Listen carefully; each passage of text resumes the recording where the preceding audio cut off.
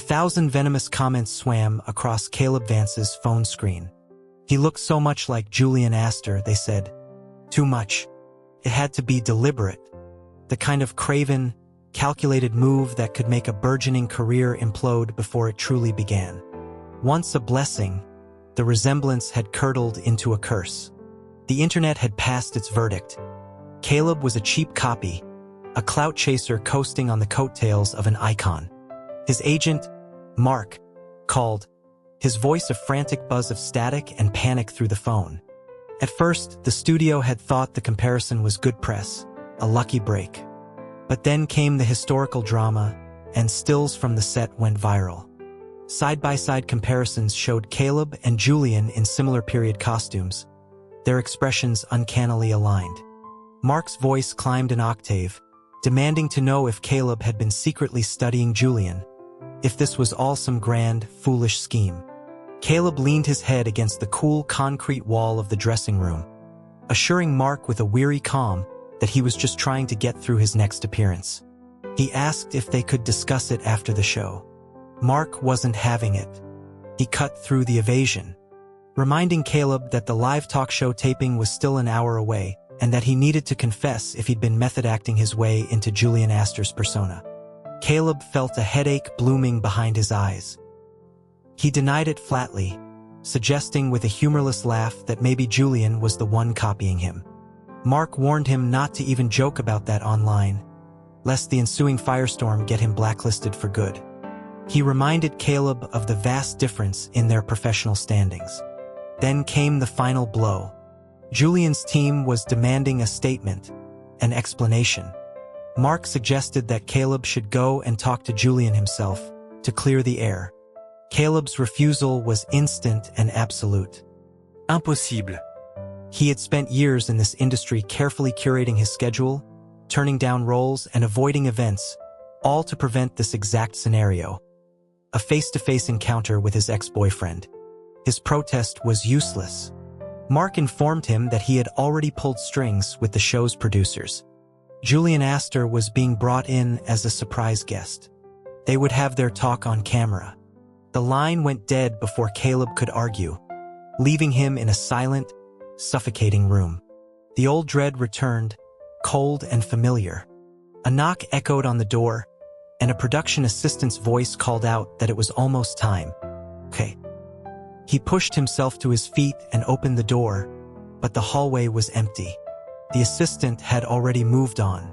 A small, bitter feeling settled in his chest. Just another reminder of his place in the Hollywood food chain. He moved to shut the door, a sigh of resignation on his lips, when a hand, strong and elegant, shot out and caught the edge of the doorframe. The cuff of a crisp white shirt was rolled back, revealing a forearm etched with taut veins. Caleb looked up into the face he had been running from for 5 years. Julian Astor stood over him, a slow, predatory smile playing on his lips as he murmured Caleb's name. Sounded like both a greeting and a threat. Before Caleb could form a word, Julian pushed his way inside, the door clicking shut behind him. He backed Caleb against the wall, his body caging him in. Words failed Caleb as Julian leaned down, his mouth claiming Caleb's in a bruising kiss that tasted of memory and regret. Julian's tongue swept inside, stealing the breath from his lungs, a desperate and frantic plundering. Caleb shoved him away, wiping his mouth with the back of his hand. He asked Julian if he was insane, reminding him that they were over. Julian ignored him, his hand clamping onto Caleb's waist and pulling him back. This time, the kiss was punishing. He bit down on Caleb's lower lip, and the coppery tang of blood filled Caleb's mouth.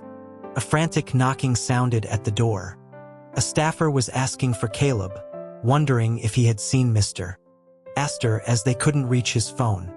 As Caleb opened his mouth to answer, Julian silenced him with another kiss. The muffled voices outside grew more agitated. One of them was certain they had heard something. The other was more concerned with locating their A-list guest.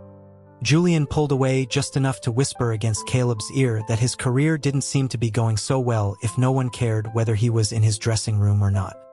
Caleb glared at him, hissing that it was Julian's fault he was dealing with this online hate campaign in the first place. Julian considered this for a moment and conceded that perhaps it was his problem. But then his tone shifted, becoming silky and dangerous.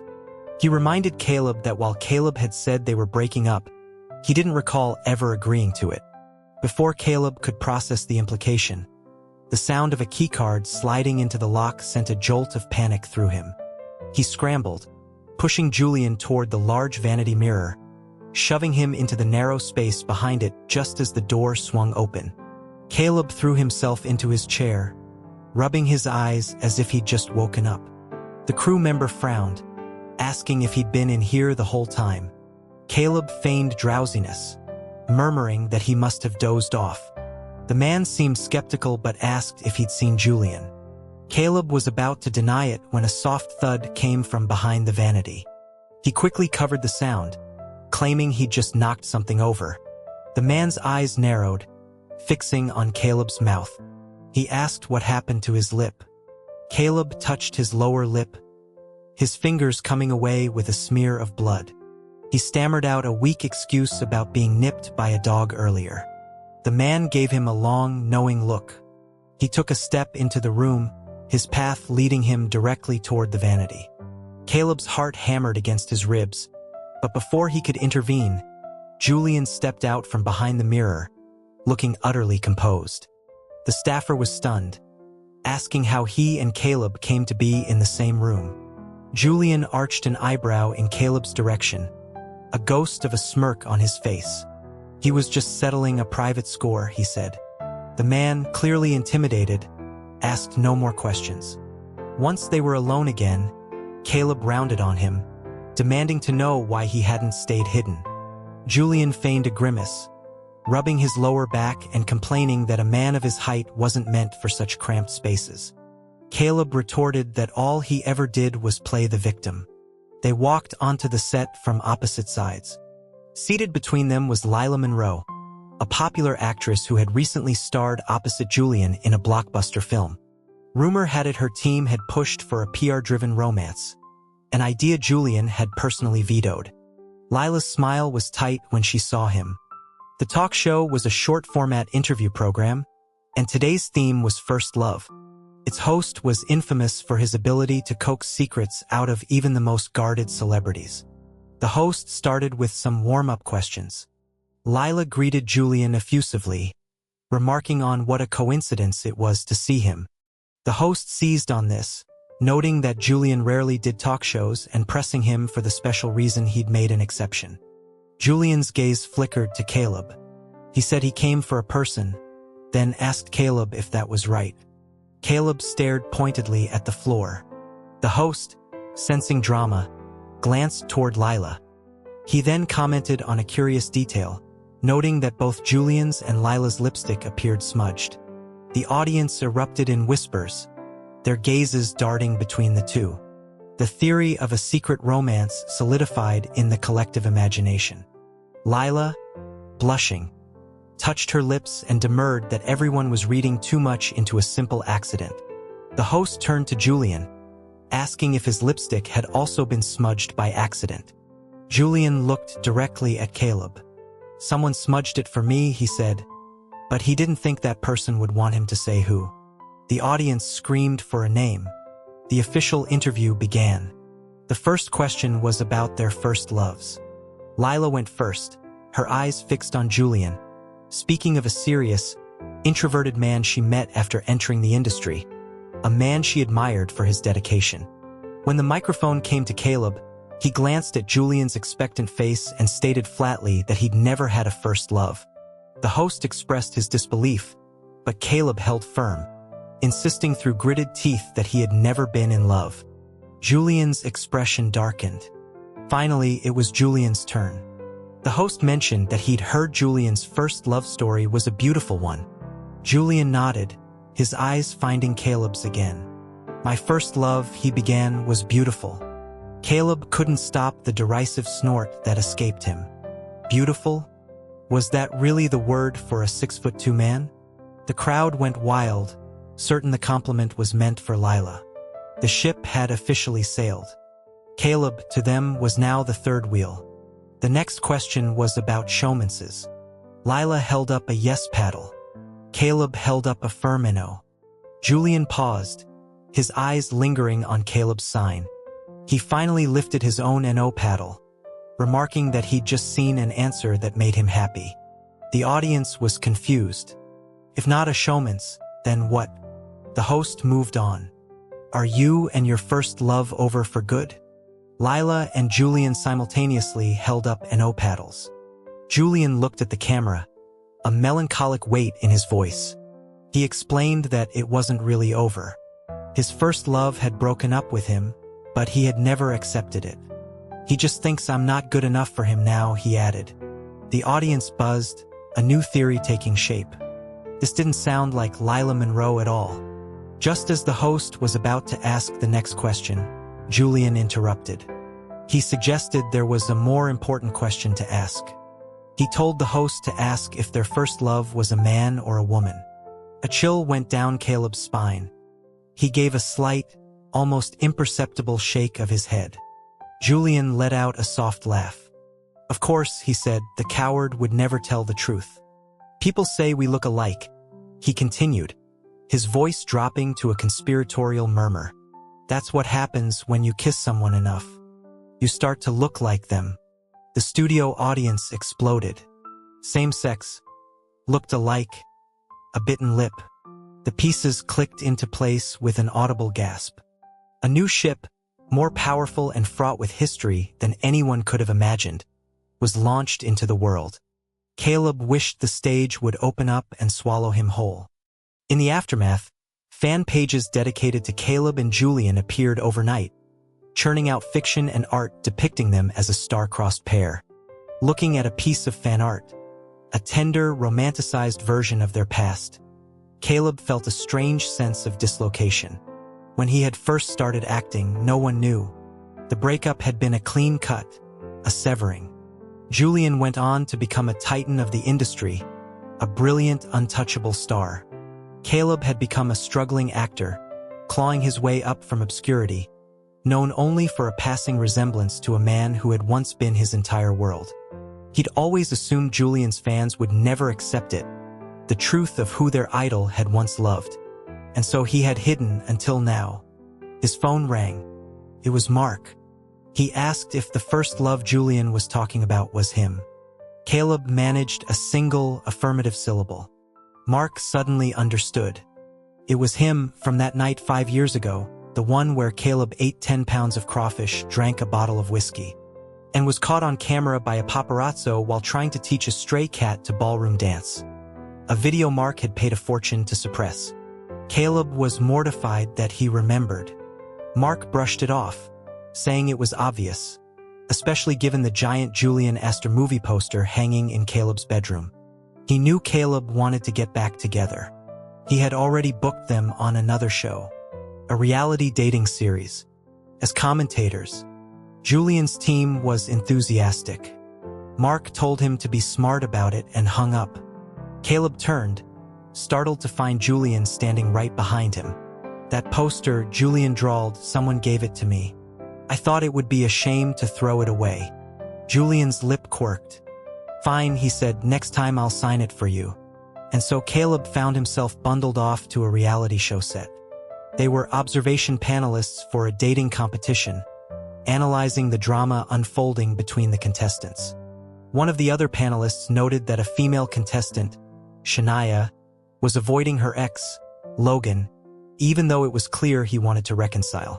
She theorized that Shania still had feelings but was too proud. She asked for their opinions. They can make it, Julian said at the exact same moment Caleb said, no chance. The other panelists laughed, remarking that they had their own contentious couple right there in the observation room. Julian coughed pointedly. He looked at Caleb with an injured expression, musing aloud that he'd forgotten to ask about Caleb's own relationship status.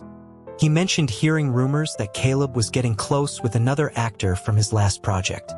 The online comment section, visible on a monitor, went into a frenzy. Fans urged Caleb to reassure Julian, to tell him he only loved him.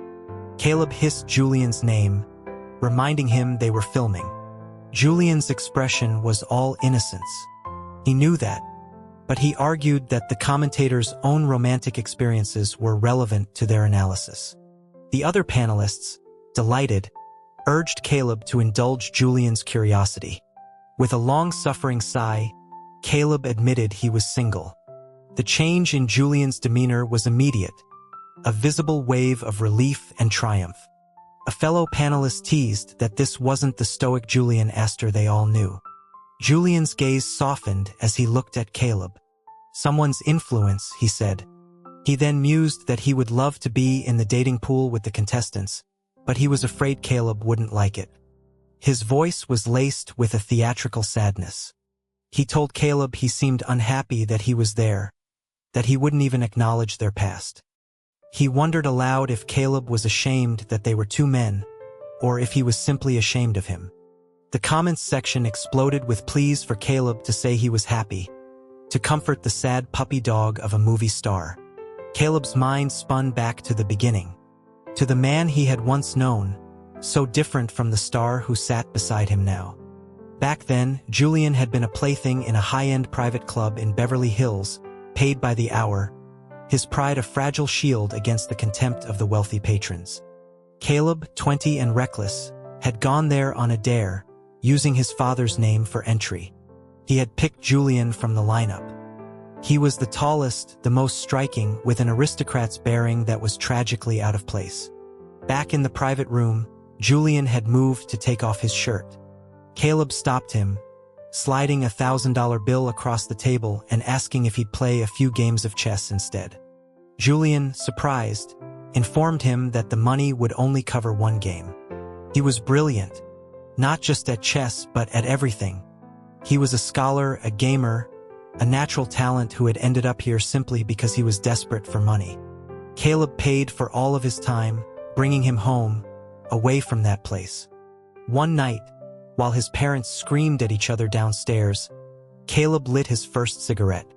Julian took it from his fingers, his expression full of a concern Caleb had never known. In the haze of smoke and loneliness, Caleb kissed him. Julian didn't pull away, but as things escalated, Caleb stopped him, confessing that he was gay.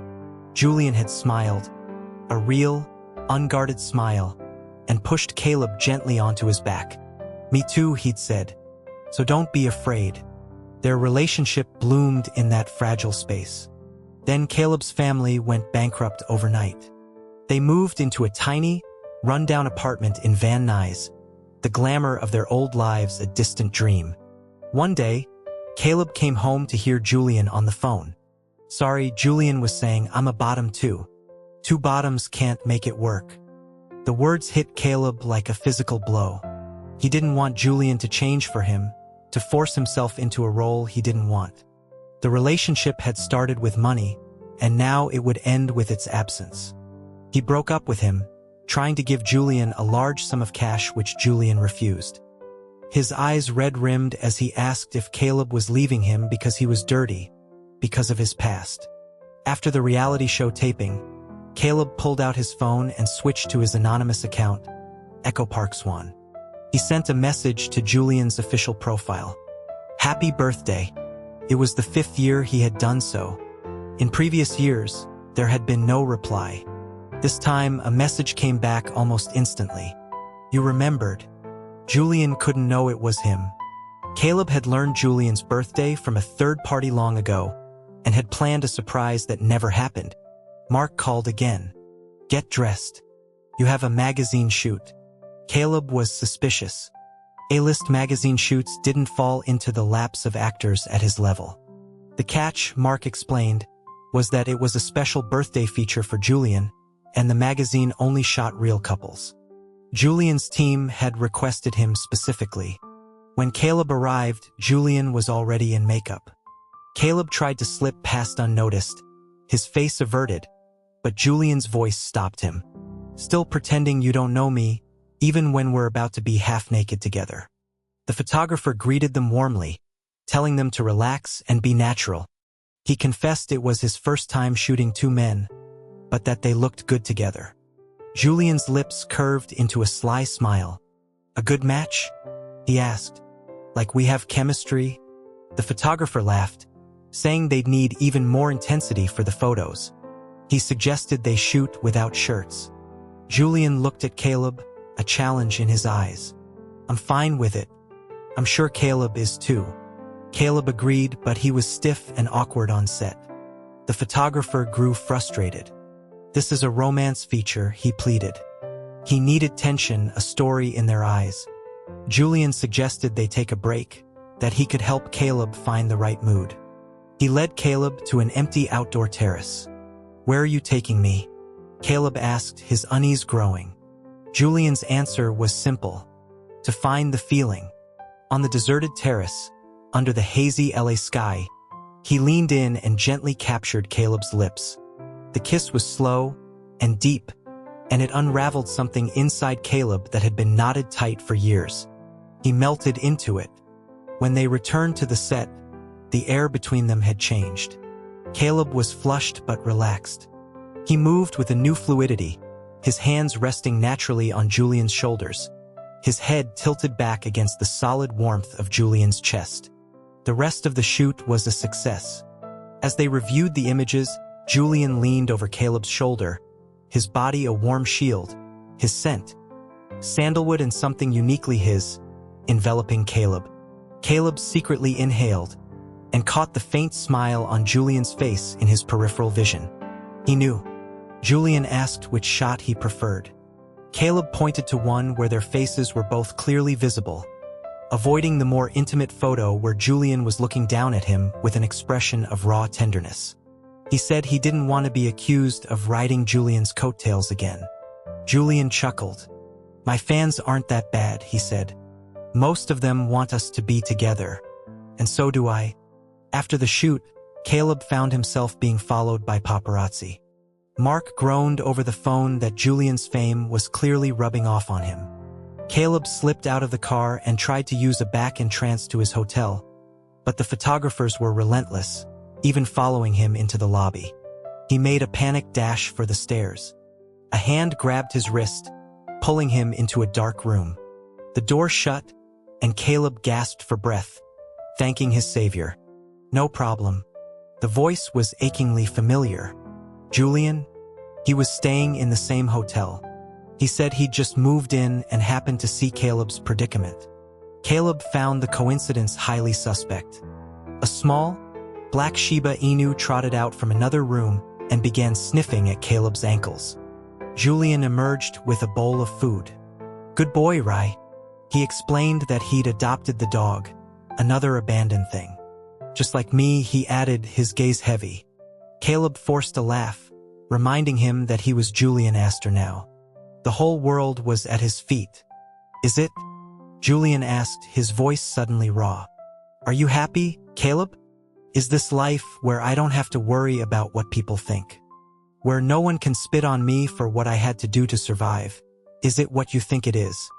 He finished feeding the dog and returned with a single cupcake, stuck with one candle. "Will you celebrate with me? A fan has wished me a happy birthday for 5 years now," he said.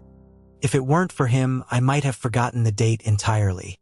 Caleb wished him a happy birthday, apologizing for not having a gift. "When are you going to tell me your Echo Parks one?" Julian asked quietly. Caleb was stunned. Julian explained that a year ago, he'd gone back to their old apartment.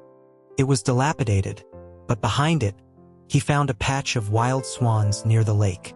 And he remembered. The background on the Echo Park Swan profile was a picture of the view from their old window. So, he asked, "Are you going to keep hiding from me?" Caleb was silent. He hadn't meant to hide, only that he didn't know how to come back. Julian's voice broke. "I've spent 5 years trying to understand why you left me when I know you still loved me." In the dim light, he looked like a lost boy. He blew out the candle, plunging the room into darkness.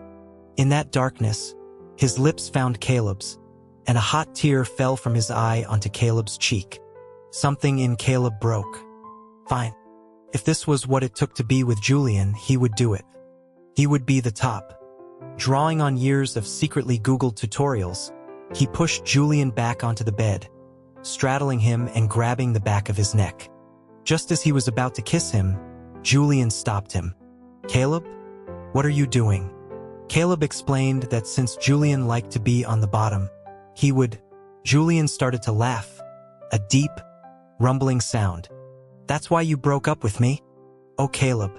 The next second, with an effortless twist, Julian had reversed their positions, pinning Caleb's wrists above his head. "Caleb," he murmured, his voice thick with 5 years of pent-up longing. "Let's not talk about breaking up ever again. It makes me very sad." In his dawning realization of the ridiculous, tragic misunderstanding, Caleb could only whisper, "Happy birthday, Julian. It's been a long time." The next morning, the internet was on fire with photos of Caleb leaving Julian's hotel room in the dead of night. Then came photos of Julian leaving the same hotel hours later, face uncovered, practically posing for the cameras. The headline screamed, "Julian Astor and Caleb Vance rekindle old flame."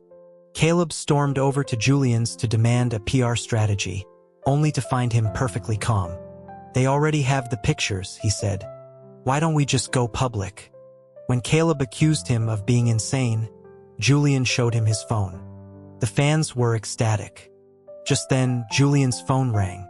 It was his assistant. "Hey Julian, that fake paparazzi thing you wanted is done. The pictures are all over the web." Caleb stared at him.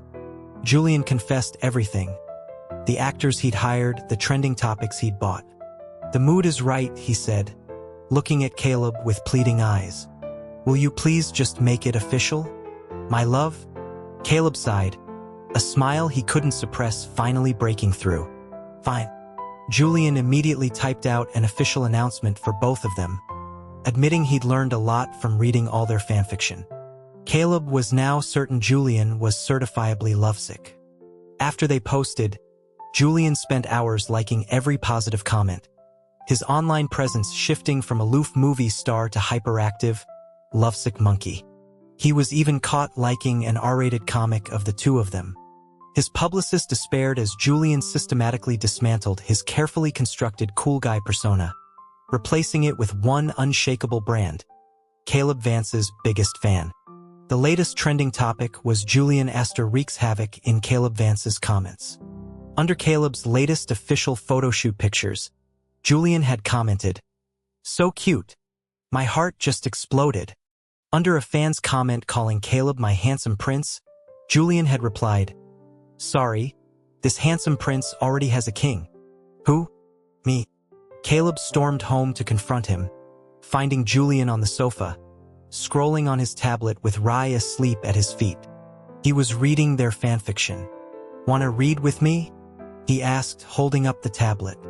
"It's pretty good." Caleb refused. "How about a comic then?" Julian offered, a wicked glint in his eye. It was another explicit one. Caleb couldn't believe it. Julian grinned. "You learn a lot this way. Some of the plots are very creative.